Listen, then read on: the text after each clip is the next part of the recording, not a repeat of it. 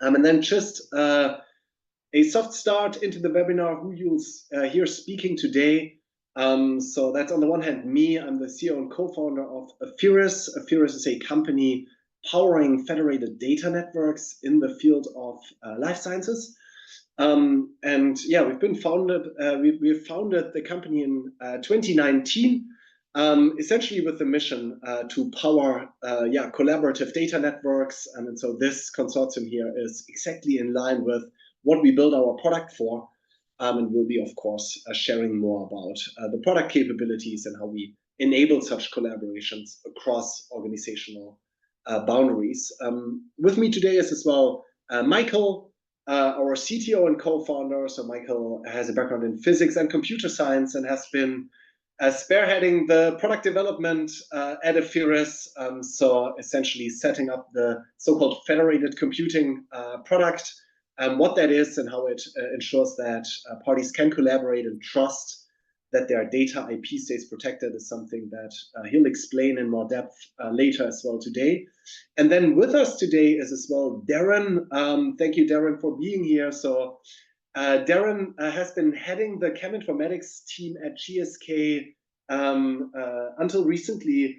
And Darren is not just an expert in the field, but as well has been a pioneer in the field of federated learning for such applications. So many of you will know the Pharma-to-Pharma Consortium Melody, where Darren has been leading the Melody initiative from a GSK perspective. And Darren will today provide insights into the scientific evidence of why such networks actually make sense and why, let's say, certain design choices that we have made for this consortium are as we choose them to be. But as well, he'll as well detail out the differences to aspects like Melody. So that has been one of the key questions we received as well up front. So that's just who you'll hear today, and then quickly on the agenda for today. So I will be providing a quick introduction to this consortium. Then Michael will be speaking about what federation actually is and what the Apheris product does. Then Darren will speak about the scientific evidence and as well the differences to Melody. Then Michael again will detail the end-to-end workflow that we suggest for this ADMET Consortium, but as well details around data harmonization, IP protection, and similar aspects. And then I will be closing the presentation with a few on pricing and timelines, and then we'll have some more time for open Q&A. So let's get started. Thank you again for joining, and I'll be kicking off with a quick introduction to this consortium.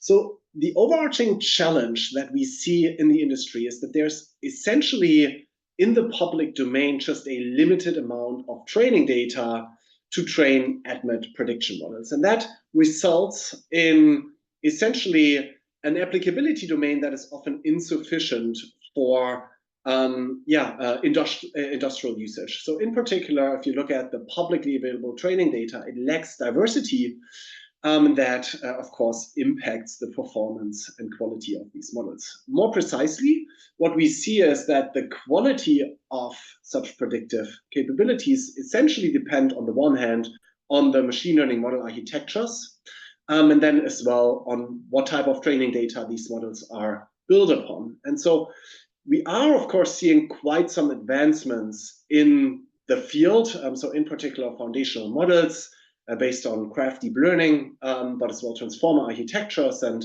I'm sure many of you have as well experimented with some of the open source models in the field that are available. However, all of these models, they are data hungry, and the existing training data is very often limited, and a single company's data is very rarely diverse enough such that the applicability domain of such models, but as well the accuracy for critical assays is high enough to meet the industrial requirements. So that's an overarching challenge. And so based on that challenge, we have decided to launch and kick off this consortium, which is essentially a consortium between pharma companies, biotechs, and tech bio companies to enable collaborative model training on their proprietary data. Now, very important is that the data confidentiality and the data IP always stays fully protected. That's of course critical for everyone who joins such a consortium, that their data IP stays protected. Yeah, with Apheris, we have expertise in supporting exactly this. Now, the objective of such a collaborative model training is that we take a state-of-the-art ADMET prediction model and then retrain that on the proprietary data of multiple biopharmaceutical organizations. And that is expected to expand the model's applicability domain, but as well improve the quality of the model, so have higher accuracy for critical assays. And the model shall be provided in a way that you can integrate that into your drug discovery processes. So both directly query the model as an inference API, but as well enable you to further customize such a model to your own proprietary chemical data. So the model will as well be provided with a fine-tuning capability such that you can further use it for the data that you want.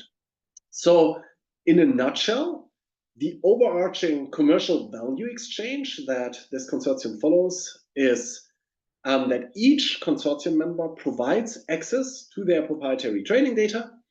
Important here is that data is never shared. Your data always stays within your own environments, and the data IP and confidentiality remains fully protected. And then as an outcome, every participant receives a better model, a model that has learned from all the participants' proprietary data, and a model is provided in a way such that you can integrate it into your own drug discovery processes.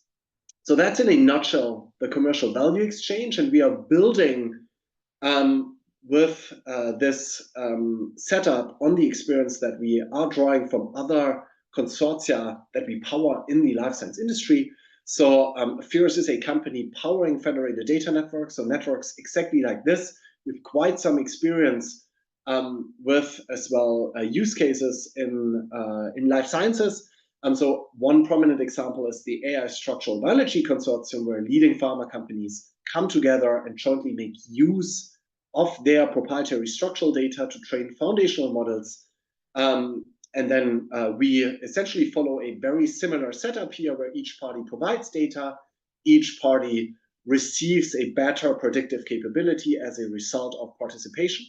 And the way IP is protected through technical safeguards follows exactly the same logic, but not just IP, the overarching, let's say, facilitation of such a consortium, from contracting to data harmonization, is something that we build upon from the experience that we have in such networks.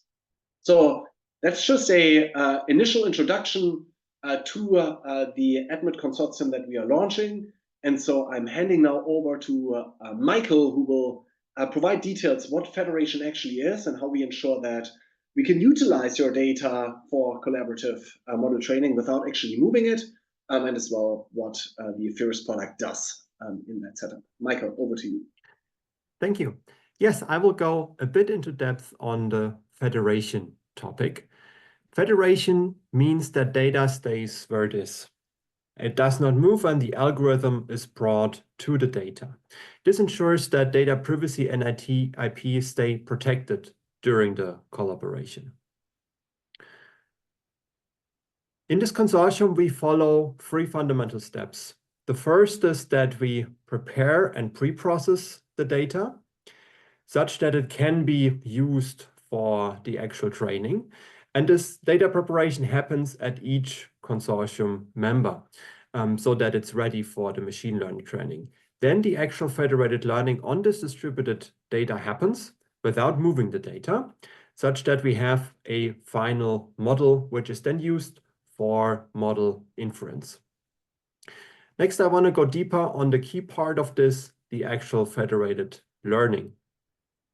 The federated learning itself happens like this. Each consortium member has an Apheris compute gateway running in their environment. This is our product, which facilitates this federated learning. And they connect the data that they have prepared to the gateway. Then the actual model training starts, and the pre-trained model that we as Apheris have prepared is brought to the data, so to each of these compute gateways. And the gateway ensures that the security and also the IP protection is ensured while this is happening.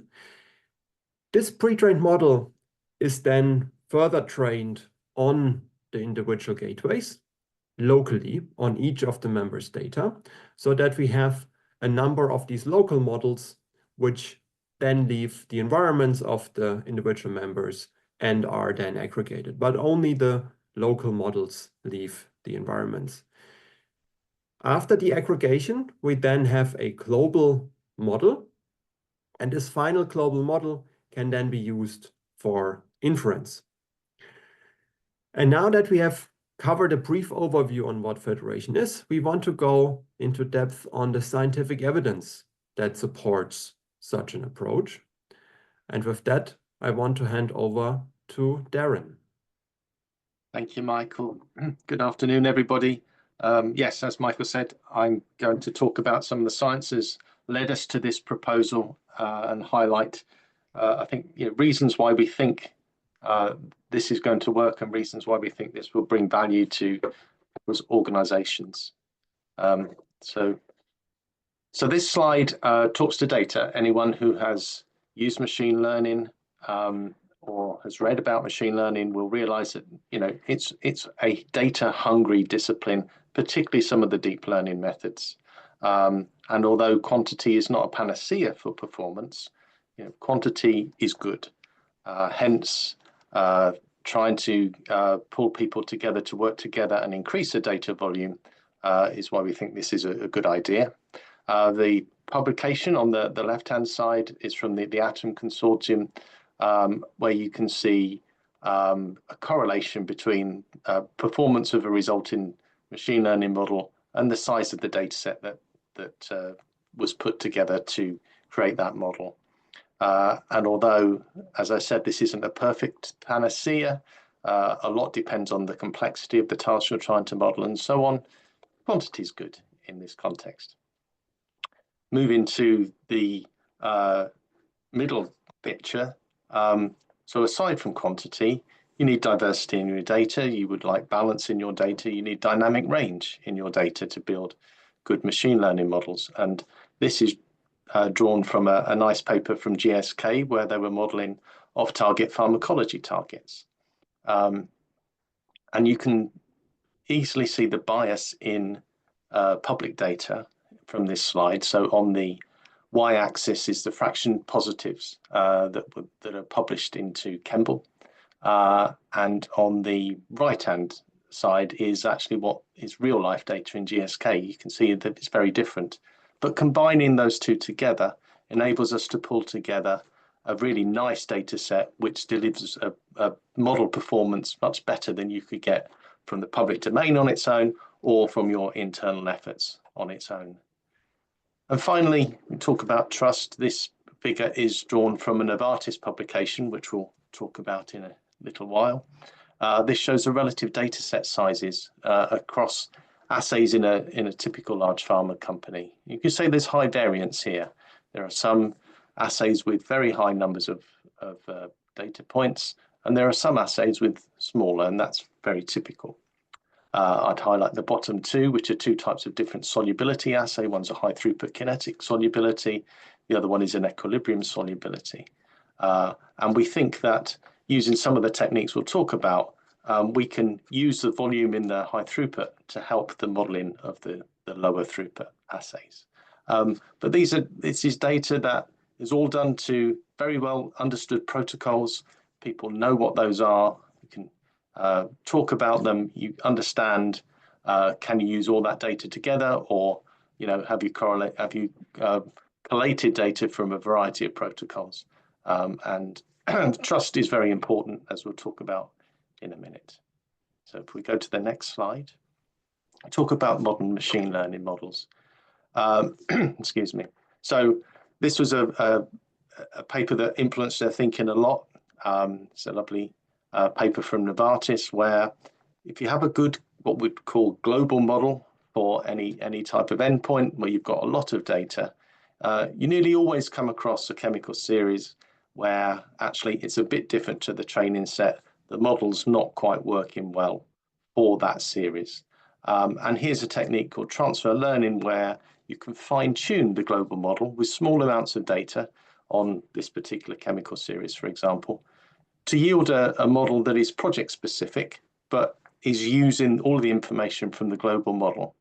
And there are some really nice statistics shown on the right-hand side of the slide, where this transfer learned global model is much better in performance than simply building a local model on your project data.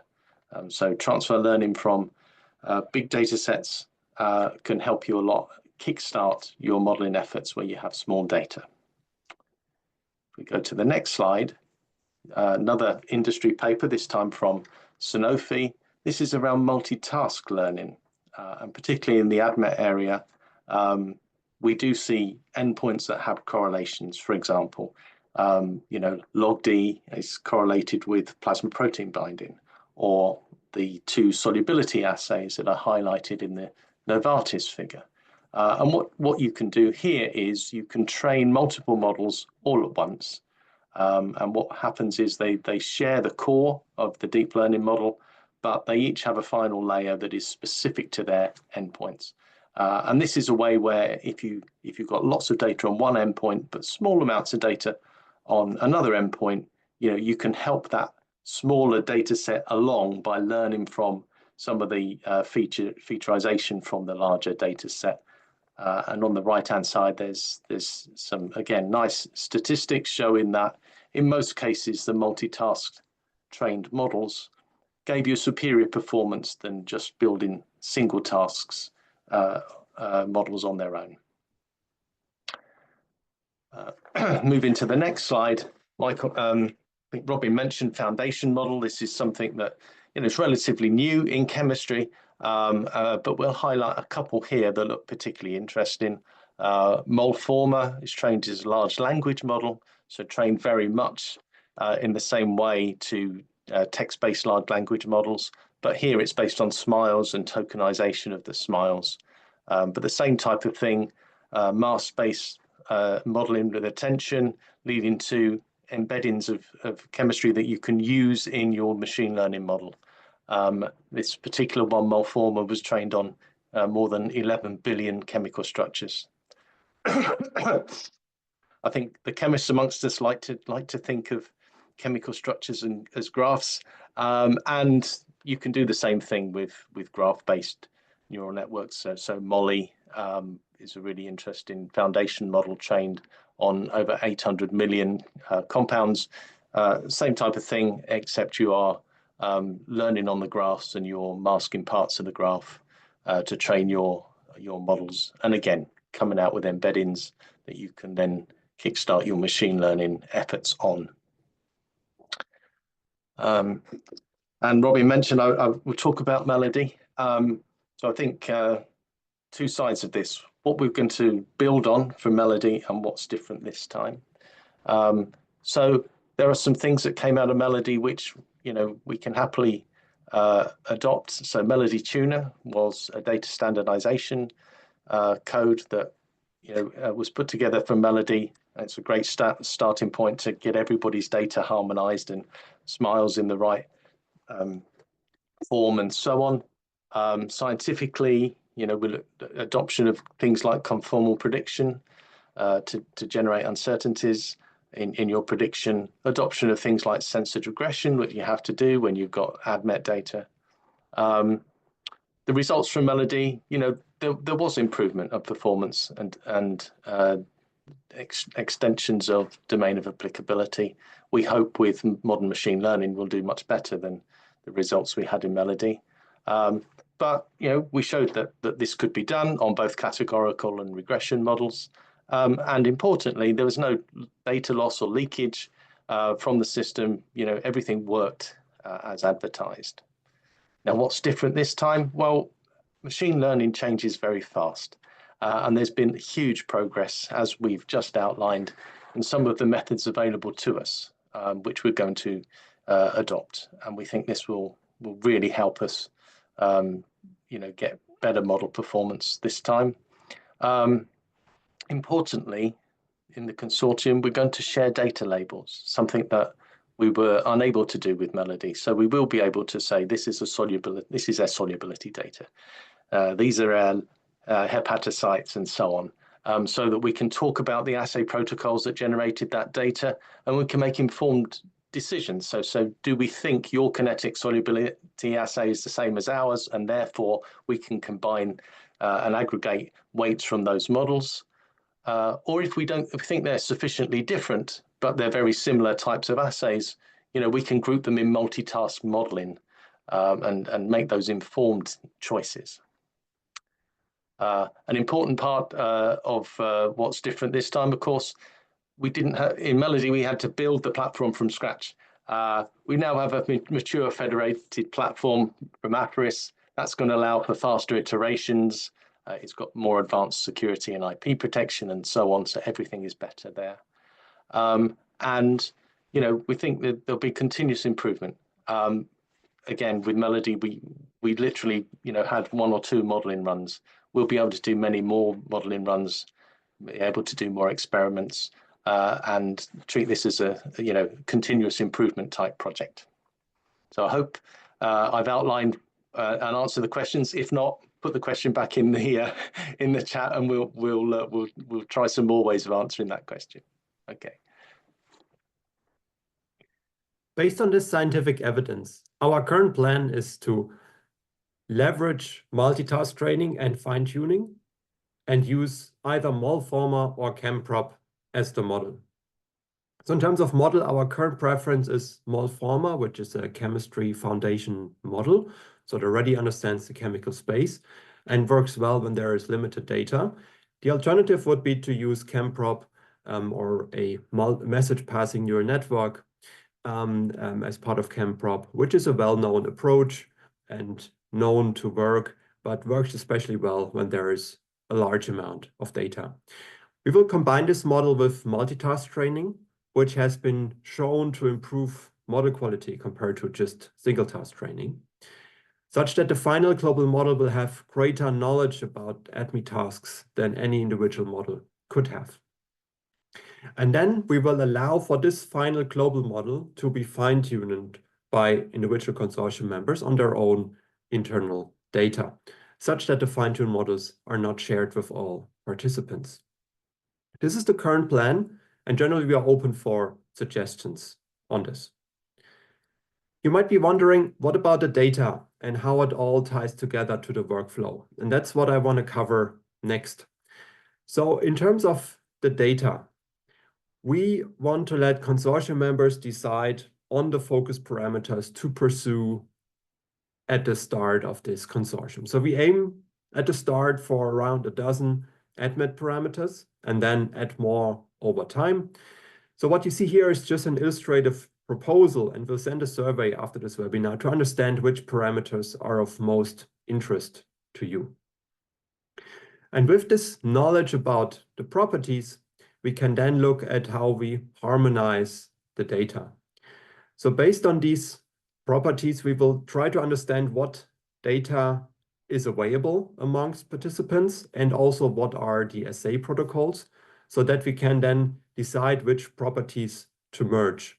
It's important to note that data is never physically merged. This is rather a logical combination of data. Data always stays where it resides within the individual environments.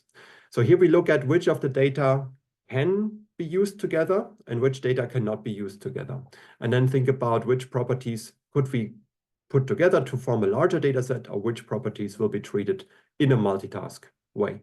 And then lastly, we will standardize the data using, for example, Melody Tuner to harmonize molecular representations and other things. This part will be driven by Apheris, where we will work with consortium members, DMPK stakeholders to align on the data harmonization. So obviously, your stakeholders are the experts in your protocols, and we will facilitate the process to come to an aligned harmonization. And then we as Apheris will provide the scripts to execute this harmonization at each consortium member's data. With that, I want to also touch on the data itself and also what we do to protect it.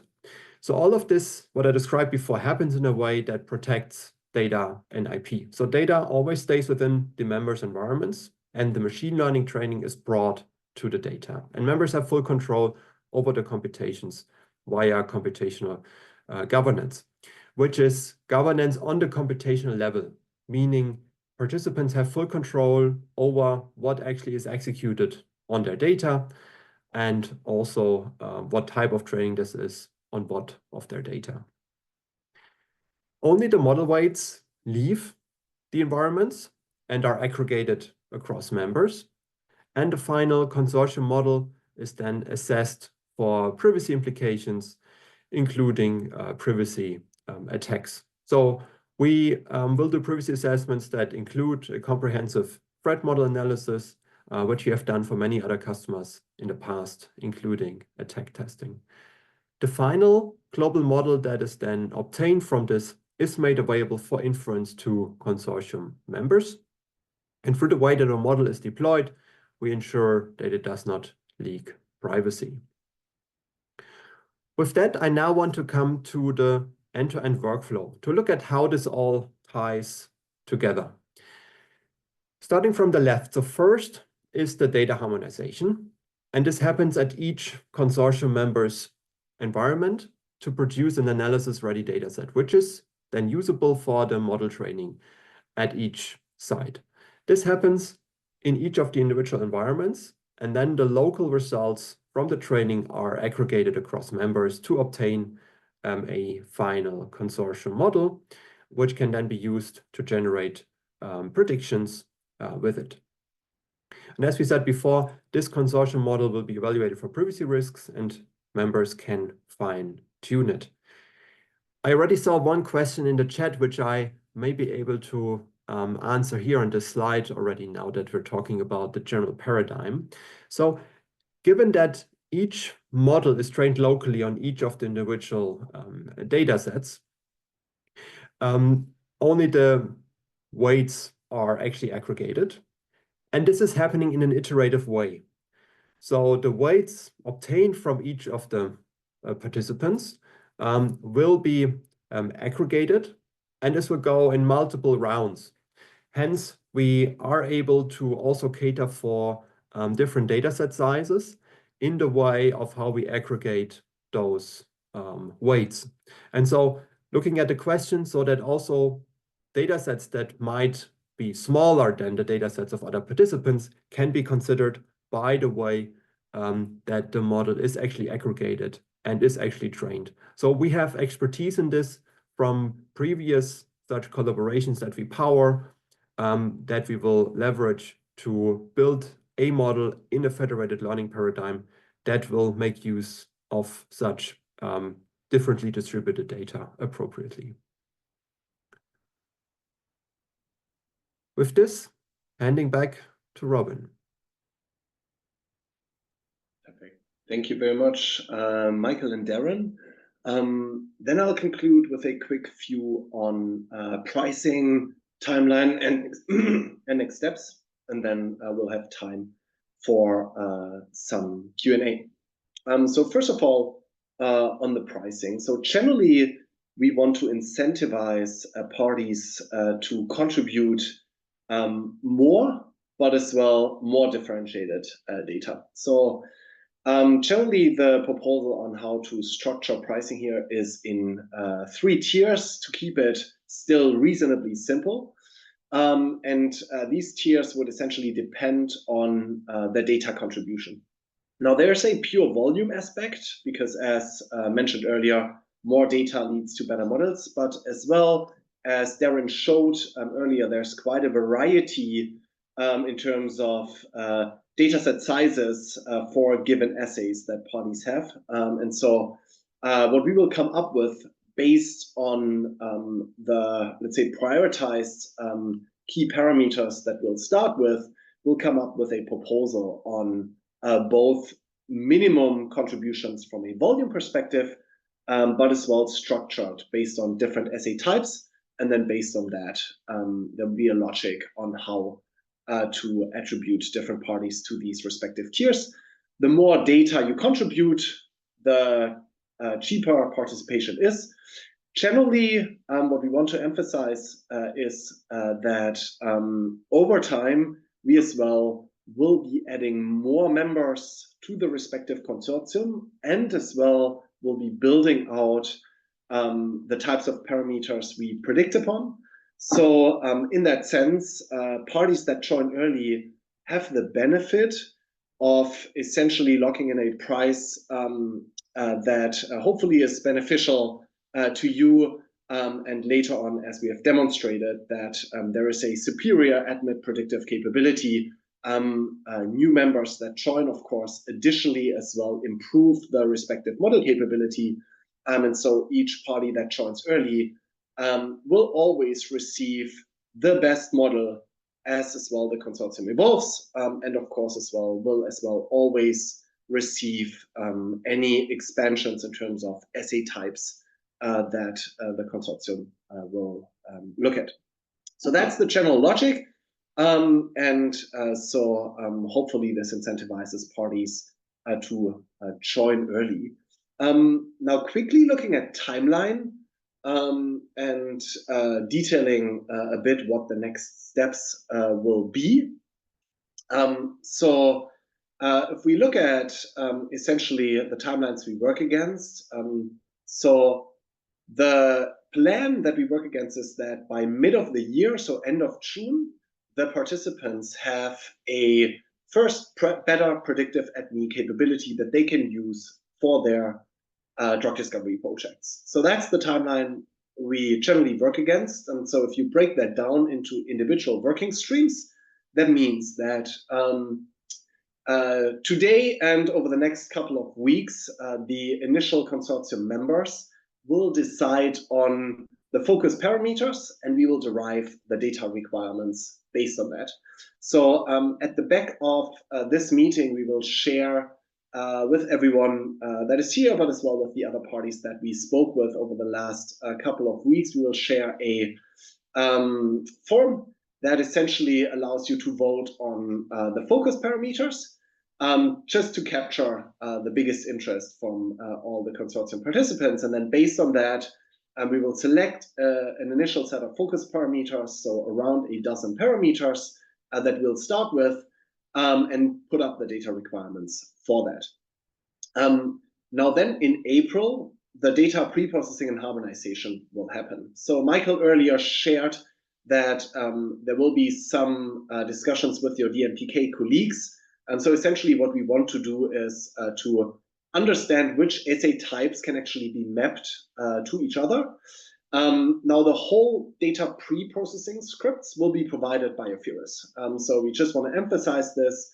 We'll provide those. The general logic here is to leverage the work that has been done within Melody. So Melody Tuner is the framework that we plan to use, and that is being used both for the pre-processing itself, but as well for the, let's say, test, train, and validation split.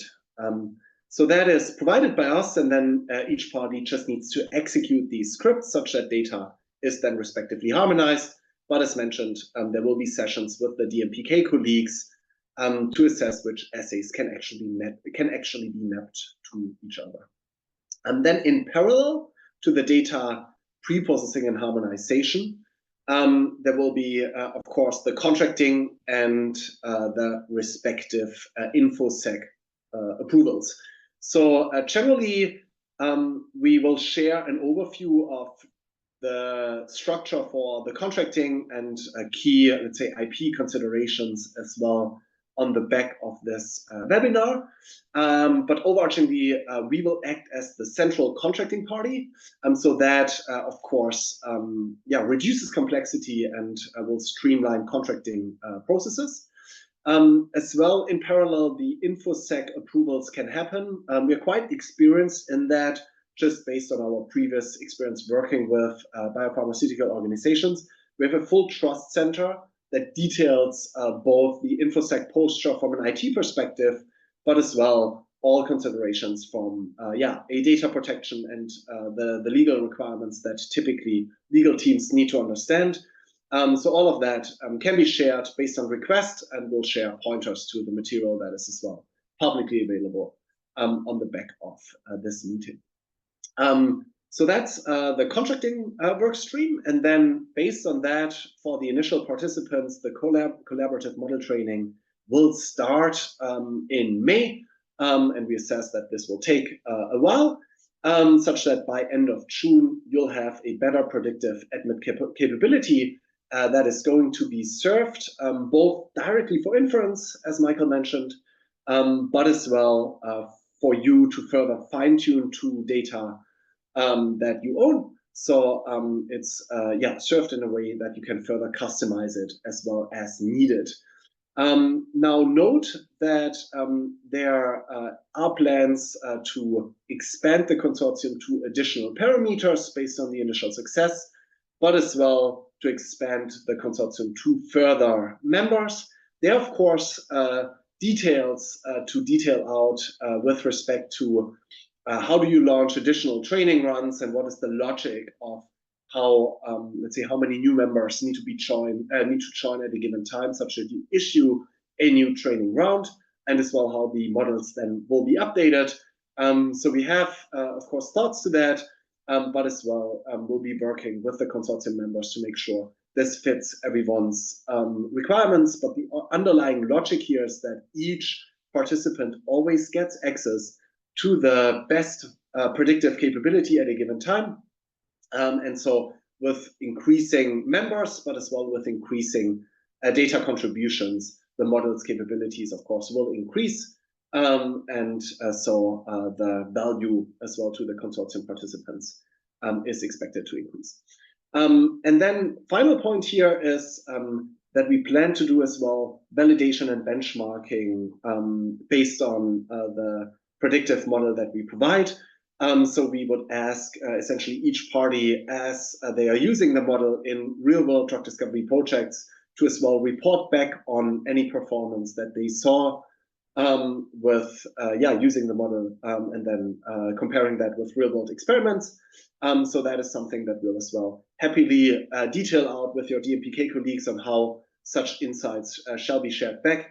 But of course, these insights will help us further advance the focus parameters that we'll build upon, and as well the predictive or the model architecture and its respective capabilities. So those are the timelines that we work against. And with that, I quickly want to just summarize and then open up for a Q&A. I see as well a couple of chats, both in the group chat, but as well in the private chat. So just to summarize before we open up for Q&A. So generally, this consortium intends to bring parties together and enable collaborative model training across disparate data sources. Important here is that the underlying data is never shared. The federated model paradigm ensures that your data always stays within your local environments. And Apheris employs technical safeguards that ensure your data and data IP stays fully protected.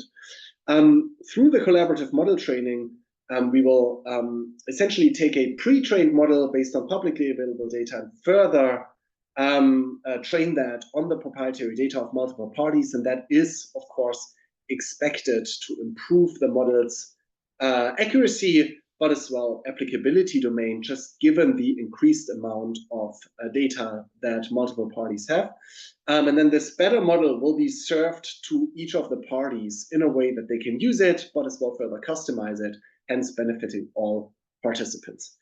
So that's in a nutshell the overarching objectives of this consortium. And with that, I am opening up for a Q&A, and just will be facilitating that a bit. So I'm looking at both the private and as well the public chat. So maybe we'll start with the public chats. So the first question here is on pricing. So the question is, are these prices per assay type or for the volume of overall data provided, regardless of assay type? So generally the price point here is a a yearly price to get access to the predictive model capability. And this predictive model capability can predict multiple assay types. So as Darren mentioned, we'll follow here a multitask learning setup. So the model works for multiple assay types. And generally, the price point here is a cost to the overarching model, so not per assay type. The data contribution, so essentially how much data points for a given assay type shall be provided, and based on that, which tier you would fall in. That is indeed assay type dependent. So as Darren earlier showed, and I can quickly jump to this slide here. Where am I? Here. So we'll expect quite some differences in terms of volumes for a given assay type. And so what we'll do is essentially ask what are the key interests of assay parameters. And then based on that, we'll get a view on how much data is generally available for these given assay types. And of course, there will be assay types that will be interesting. However, the volume of these assay types is just lower. And so we'll reward contribution of assay types where the volume is lower. And so there will be a logic just based on assay types, how much volume is expected for a given category. And then based on that, there will be attribution to the respective tiers. So the exact details will be detailed out based on the assay types. Cool, I hope this question is answered. Otherwise, please flag it. And I see more and more questions coming up as well. Feel free to raise your hands if you want to verbally ask a question, and we'll let you as well ask that verbally. So the next question that I see here is, how do you assess the quality of the data for each member? Michael, do you want to comment on this? Yeah, I will start, and then maybe Darren, you could add. So, I mean, one is looking at diversity of data, and then also, yeah, basically making sure that data fits to each other from a purely computational level. So this is where we have the expertise to harmonize that. But then there's a question of the scientific side of which data even fits to each other, or like also the quality of data when it was collected. And maybe Darren, do you want to comment on this? Yes. So I think that the first defense to this is to be able to share the assay protocols and talk about those with each other. Obviously, you can then get a reasonable opinion of, you know, would we have measured it in the same way as another company, and so on.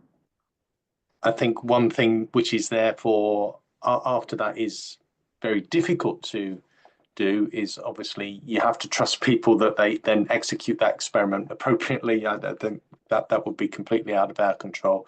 There's an element of trust there.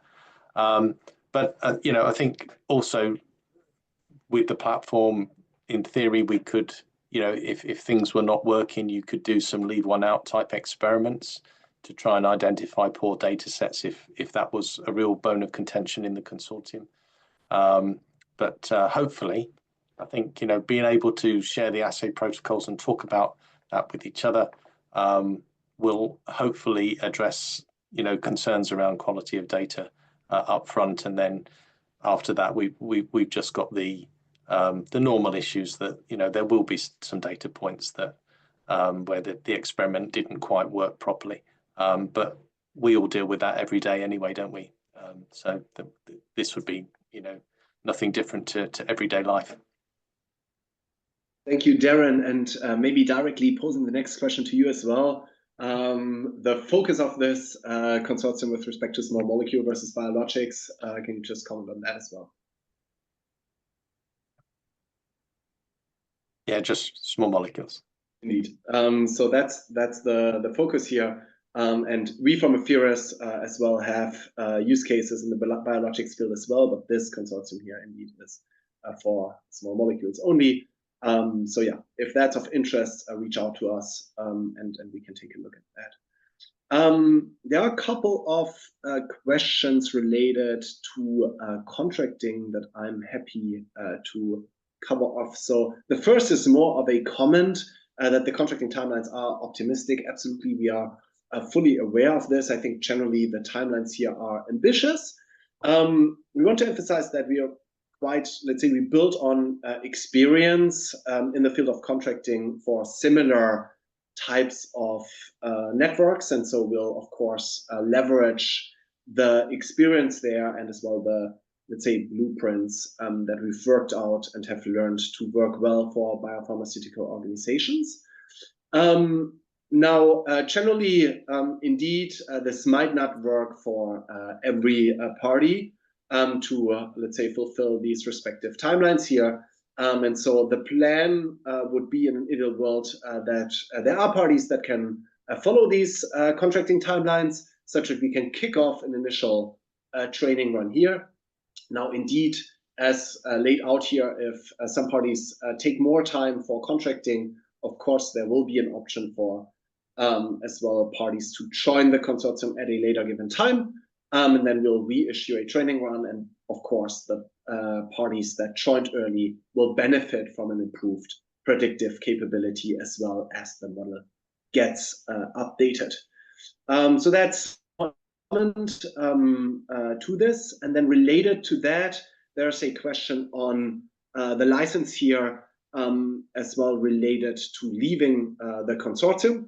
So the question is, will I be able to have a license for the model if I leave the consortium at some point in time? So yes, that is generally the plan. So ultimately, the model that is provided to a given party, you can as well take out of the consortium should you decide to not stay within the consortium. However, we want to emphasize that this builds upon the idea of essentially advancing a given model, both with respect to additional parameters, but as well with more and more parties joining this network. And so what you wouldn't get is essentially updates of the given model if you would essentially leave the respective consortium, but you could essentially take the latest model with you. So that's the idea of how we want to set this up. And generally, we think that there is enough interest for parties to stay within the consortium just based on the advancements that we'll expect. And the advancements, of course, are as well related to new modeling techniques. So Michael initially shared a proposal of the, let's say, first modeling technique that we'll start with. But of course, there's quite a variety of models that work well. And we'll expect as well further advancements within the industry. And so this setup intends to build up a network of participants such that all parties always can benefit from the latest model architecture and as well the largest amounts of training data to feed these respective models. So hopefully this question is covered as well. And then probably another question related to generally contracting, but then as well a bit more on the exact, let's say, model is one around usage of the model. So are the resulting models intended for internal use only? So indeed, the model will be provided to each respective participant, and they can use that for commercial purposes. So that's, of course, permitted, and parties get these better predictive models and can use them then for drug discovery projects they work on. So there will be no, let's say, sharing of such model parameters with the public domain. Now, of course, should there be interest within the respective participants to do research and publish results of such collaborative model training, we are very open to discuss this. But first and foremost, the intention of this consortium is to provide value to the participants. And so the value that you'll get is a better predictive model capability that you can use internally for your respective projects. Now there's more questions to this that more go to the, let's say, respective model training. So what publicly available data sets do you plan to use for pre-training? And what is the minimum threshold for the number of data points you consider? Michael, do you want to take that, or? Yeah. Yes. So on the publicly available data used for pre-training, so for the mole-former approach, this has already been trained. So we're taking the pre-trained mole-former, and then for the alternative with the ChemProp way, where we would train something from scratch, do pre-training from scratch, we are looking at Campbell and other data sources to combine them such that we have a good starting point for the further training. And in terms of the minimum threshold, Darren, is that something that you want to cover? I think given the deep learning techniques we're using, we obviously want as much data as we can, hoping that the foundational models make a difference to that. But we've all looked at difficult to measure endpoints where you've only got a few hundred compounds. So we want to change those few hundred into a few thousand at least, to give ourselves a chance of a much better model. That's the goal.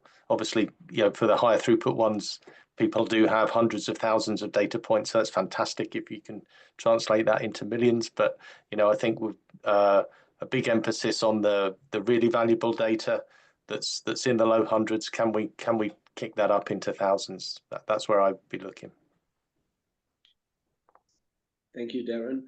Then we have more questions on, let's say, architecture and let's say specifications for IT. So maybe Michael, you can bring that up, and I'll give the screen to you in a second. And as you do that, are you already ready for that?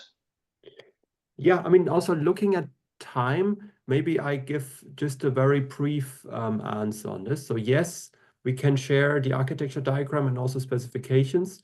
This is also a core part of our trust center that we have mentioned. We will point to this in our follow-up. The short summary of this is that our compute gateway can be deployed in any cloud environment and also on premises, both in Kubernetes and virtual machine environments. And the only support that we would need from your side is essentially to execute those installation scripts that we provide for this. So that's in a very brief nutshell, the setup, and we will follow up with more information on this. Awesome. Thank you, Michael. Then there's questions related to privacy as well in the private chat, but as well here publicly. And that is, can you give more details on the privacy strategy? And then there's a question here related to Melody, that there's essentially from the delta between models that you could expose information and essentially, reverse engineer back. Michael, do you want to comment on that? Shall I quickly jump to a slide here as well? So on this, so one aspect to address this is that the models would be provided via an inference API.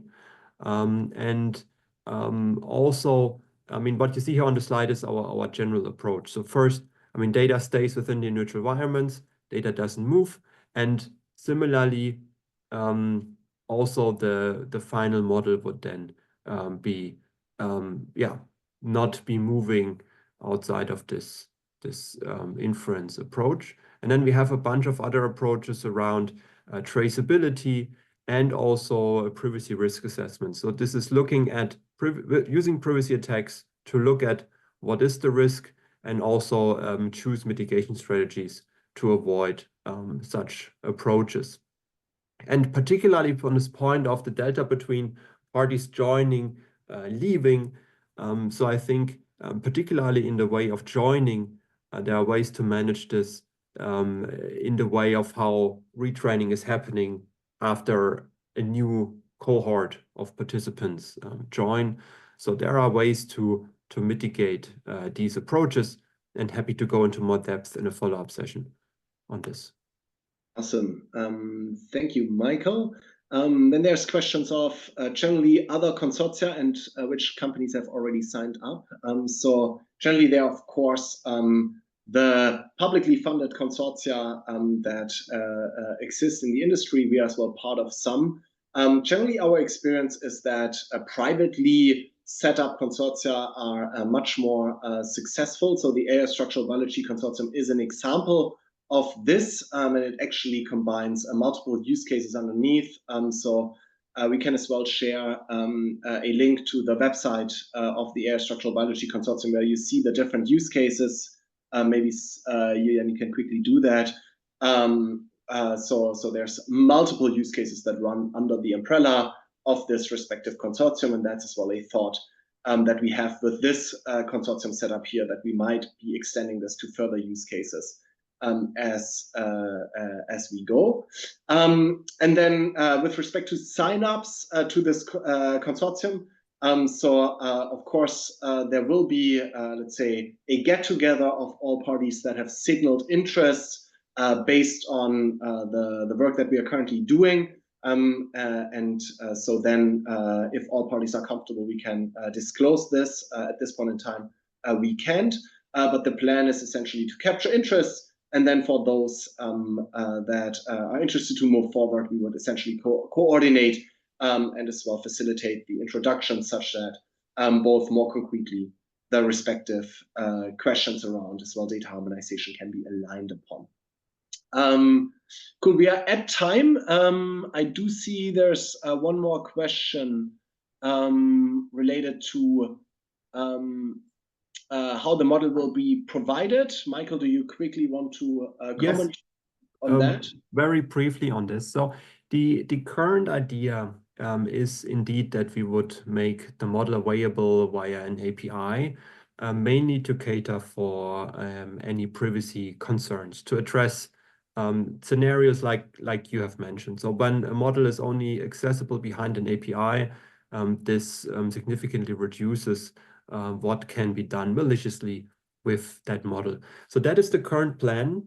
And we're happy to discuss details or thoughts on this, and also potentially concerns or any further chances people see in this. I just want to add that still the plan is to provide that in a way that you can further fine-tune it and customize it to your own respective data. Just to add to this. Awesome. So I see we are at time, and so of course we'll be taking up more questions. So if there are any further questions that you might have, just send them our way, and we'll be providing those. There will be follow-ups coming to you with both sharing the respective slides, but as well with a short questionnaire on key, let's say, parameters that you're most interested in, and as well an overview on next steps to just capture what focus parameters you want to focus on. Thank you all for joining today, for the many questions and the interest we have received for that, and we are quite excited to launch this with hopefully many of you. Thank you again, everyone.